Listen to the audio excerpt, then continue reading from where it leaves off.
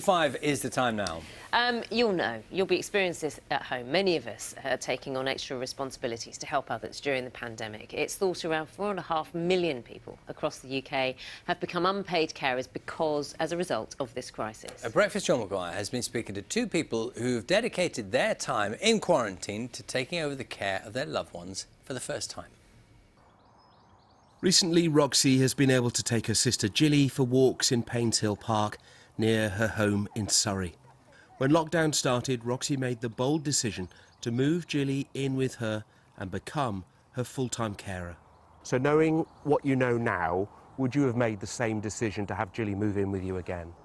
Yeah, definitely, because, my sister's safety comes first, and, it was those questions like, can I do this? Am I going to be okay? Am I going to put my sister at risk by doing this too? She's going to be in a greater risk. So, you start asking those questions, but I knew deep down that it's something that I need to do, and I don't regret doing it. If it was to happen again, I'll definitely do it again, for sure, yeah. At first, Roxy coped alone, but it was difficult. She was introduced to Mobilise, a carers support network, and learned how to look after not just Gilly, but also herself. You just mentally feel you're alone in this, and you just put yourself in that kind of corner and you kind of get on with it, but it does affect your mental health a lot, So it's really important to reach out and be kind to yourself. And that's been intensified by lockdown, of course. Absolutely, yeah. I mean, lockdown's been even harder, because again, you can't go out, and my sister was on the children list and things. So, we did go out for like short walk, but having no social interaction with anyone and just a world of your own, really. The past 7 years has seen Emma Rose's multiple sclerosis tighten its grip on her daily life. Everyone in the family helps out. OK, guys, what do you do around the house to help Mummy and Daddy? We bring the walker from the sofa to the stairs to help Mum get across.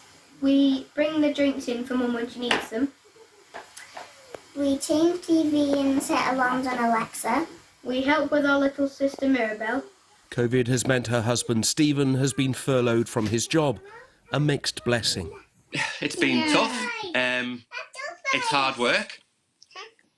I actually really like it because I get more help than I would normally do. So from that point of view, it's amazing. But yeah, I'm sure Stephen's account is a bit different than mine because obviously he's the one doing the helping. Lockdown has limited some of the support Emma Rose used to receive, so Stephen is now a full-time carer, a change he's coming to terms with. I still class myself as a husband and a dad rather than a carer. It's been a long time for me to get round in my head to the fact that I am a carer. Because we're both relatively quite young-ish. The Mooters are far from alone. The charity Carers UK believes 4.5 million people have become unpaid carers as a result of coronavirus and the lockdown. So we've all found lockdown difficult. We've all had our good days and bad days. But when you're caring for somebody, they're even more afraid of getting the virus. They're afraid of letting paid-for carers into the house, for example. They're afraid about what will happen to them if, as a carer, they get the virus. So it's about emotional support and making sure that people are well looked after during what is a very frightening time. COVID continues to change so many lives. But the message in this Carers Week is not to struggle or to suffer in silence, but to seek support and to ask for help, to take care of the carers. John Maguire, BBC News.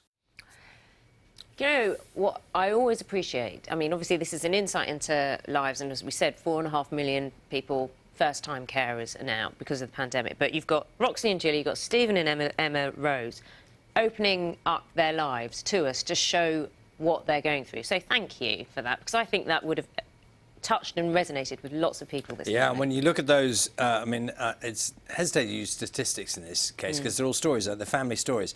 For, what is it, over 4 million people now doing a role that they're willingly doing. You know, there's no attention to it. They're just doing it because it needs doing.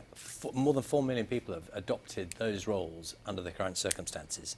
So it will definitely resonate with many households. 6:50 the time.